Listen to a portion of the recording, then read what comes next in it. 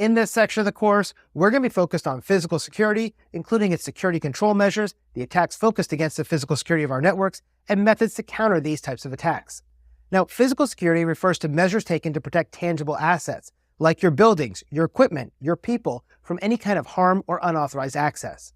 For example, a company may install surveillance cameras and employ security guards to monitor its premises to ensure that unauthorized individuals cannot gain entry or tamper with their critical infrastructure.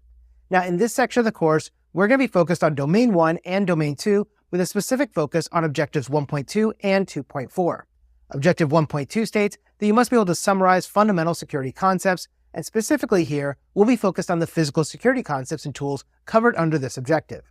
Objective 2.4, on the other hand, is going to focus on the different attacks that we try to use to overcome physical security controls, because Objective 2.4 states, given a scenario, you must be able to analyze indicators of malicious activities. Now, as we kick off this section, we're going to start from the outside, and then we're going to work our way in as we start trying to protect our critical data and staff members who are working inside of our organizational facilities. So, we'll first start out by discussing fencing and bollards.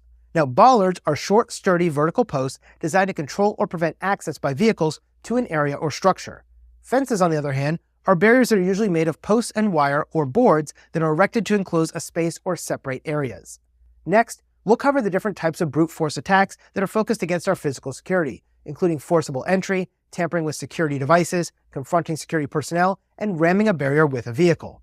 Then, we'll focus on our coverage of surveillance systems and how to bypass them. A surveillance system is an organized strategy or setup designed to observe and report activities within a given area. These surveillance systems usually are made up of video surveillance, security guards, lighting, and sensors. And we're going to explore the various ways an attacker might try to trick your surveillance systems and your sensors. After that, we're going to explore access control vestibules and how they can help prevent piggybacking and tailgating. An access control vestibule is a double-doored system that's designed with two doors that are electronically controlled to ensure that only one door can be open at a given time. Piggybacking typically involves two people working together, with one person who has legitimate access intentionally allowing another person who doesn't have legitimate access to enter a secure area with them.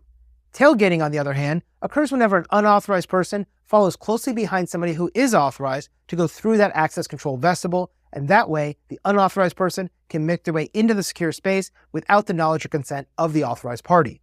Next, we'll take a look at various types of door locks that you may choose from when developing your physical security mitigation plans.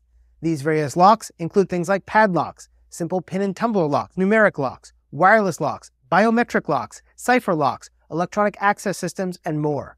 I'll also demonstrate how easy it is to pick a pin and tumbler lock based on a lock like a padlock, so you can see just how quickly these simplified access controls can be defeated by a skilled attacker.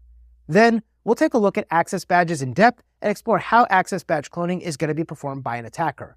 In many of our modern electronic access control systems, we use RFID or NFC-based access control badges to gain access to our offices and other secure spaces. So, we'll cover the technology behind these access badges, as well as providing you with a quick demonstration so you can see how easy it is for an attacker to conduct access badge cloning using an awesome little physical penetration tool known as the Flipper Zero.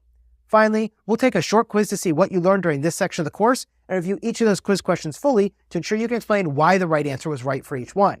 So, if you're ready, let's get started with our journey into physical security in this section of the course.